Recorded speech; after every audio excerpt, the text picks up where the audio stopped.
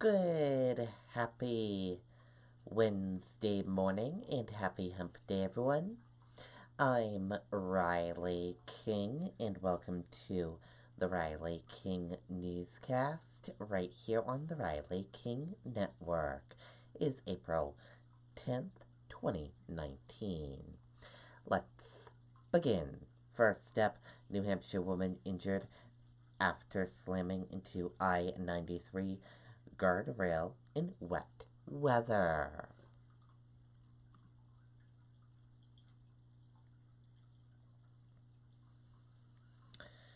An icy, rainy evening made for a slippery commute Tuesday in Windham. The Windham Fire Department responded to a single car crash on Interstate 93 southbound near mile marker 4.8 just before 6 p.m. The compact car's front end was damaged after it ran into a guardrail at the high speed of the highway, investigators said. The woman driving the vehicle told first responders that her right leg was in pain and she couldn't move. The Salem Fire Department provided an ambulance since Windham Ambulance was already commuted to a call. The driver was kept inside the vehicle due to slippery conditions until Salem Ambulance arrived on scene. Once they arrived, they were able to extract the driver, and she was eventually transported to Lawrence General Hospital in Massachusetts to treat the leg injury. No other injuries were reported. The accident is under investigation by New Hampshire State Police.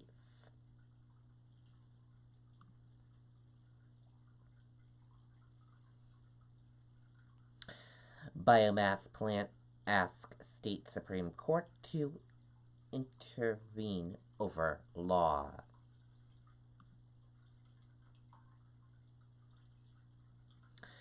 Let's take a listen to that video from WMUR News 9.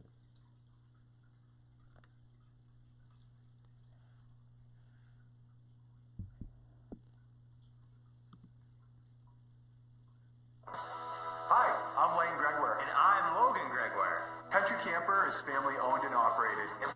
A group of biomass plants is asking the state Supreme Court to intervene in a dispute over a new law. It requires Eversource to buy energy from those plants at a discounted rate. Eversource is not complying, saying it would cost ratepayers too much. Well, the biomass plants say the law helps preserve jobs. Okay, and there you go on that video and that report.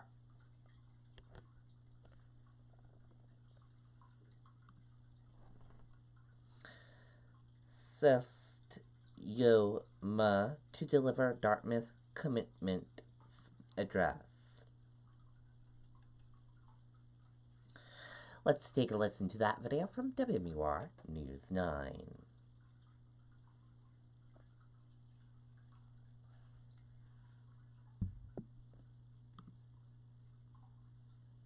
This is not your kid's sandbox.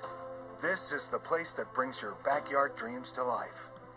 This year's commencement address at Dartmouth College will be delivered by Yo-Yo Ma. The cellist has won 19 Grammys, recorded more than 100 albums, and performed around the world. He is no stranger to Dartmouth. He's been a fellow at the school twice, and he performed there last year. Well, Dartmouth's commencement is June 9th. Okay, and there you go on that video and that report. Very cool indeed.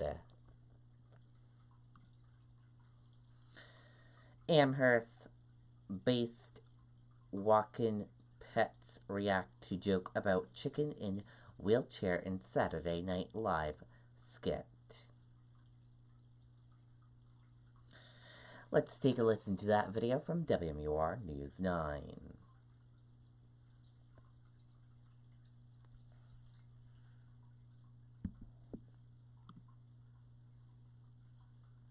This This is not your kid's sandbox.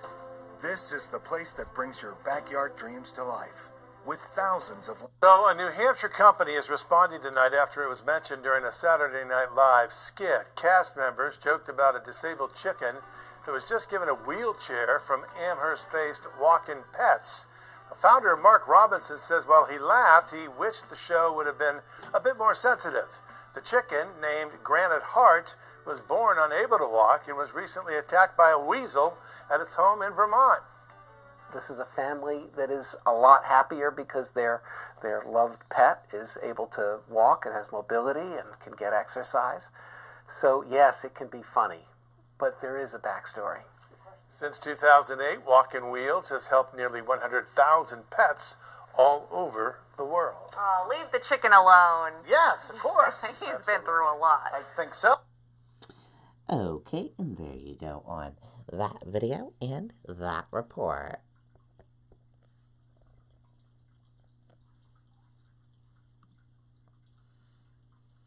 Governor Sununu calls on lawmakers to restore funding for cyber crime unit. Let's take a listen to that video from WMUR News 9, Charisse LeClaire.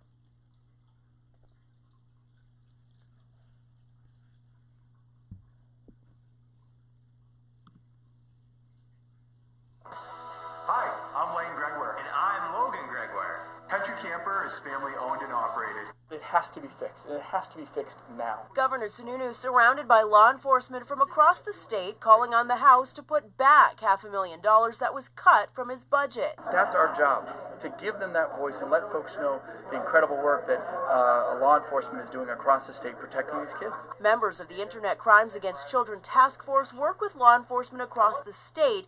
They are specially trained to investigate the cases involving computers, cell phones, and social media, crimes they say are only ramping up in number. Literally, these phones these kids have, they're just gateways and portals to this world. The commander of the task force giving people a snapshot of what they've dealt with since July 1st of last year. 286 investigations, 30 arrests, 429 cell phones processed, 142 search warrants, 102 possession of child abuse image cases, and much more. What many people don't realize is that research indicates that up to 75% of those looking at child pornography have victimized at least one child. Meantime, on the House floor, Rep. Patricia Lovejoy said they rely on agencies to advocate for funding, and the Attorney General's office did not list this task force as one of its top priorities. Now the House will pass its version of the budget this week, and then it will head to the Senate. Tom? Okay, and there you go on that video and that report.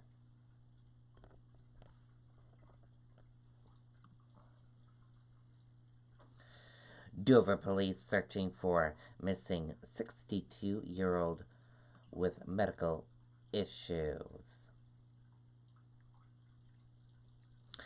Samuel Gray was last seen riding his three-wheeler bicycle in Dover. The Dover Police Department is searching for Samuel Gray, 62, of Dover.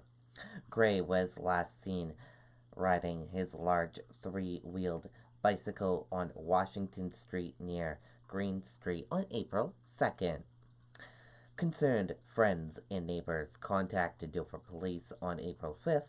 Gray has multiple medical issues and an intellectual disability. He is described as 5 feet 8 inches tall, 225 pounds, with black hair, blue eyes, and a heavy build. He often rides his three-wheeled bicycle in the downtown area of Dover. The department is asking anyone with information about Gray to call Dover Police at 603-742-4646. Anonymous tips can be called into the Dover Crime Line at 603-749-6000 or www.dovernewhampshirecrimeline.org.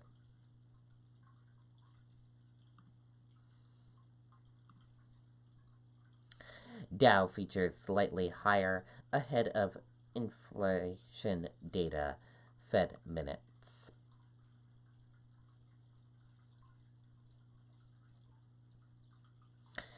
U.S. stocks were slightly higher Wednesday morning as market participants await inflation data in minutes from the Federal Reserve's latest meetings. Government raid exposes nearly $1 telemarketing scam.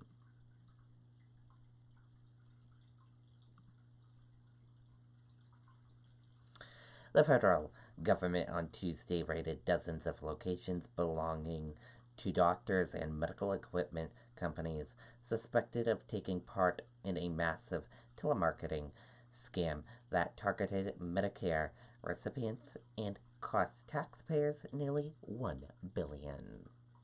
And that does it for the Riley King Newscast right here on the Riley King Network. I hope you all have a great rest of your day, and I'll see you back here later on today for another newscast. And I'll have a news report coming up in a little bit. Goodbye, everyone.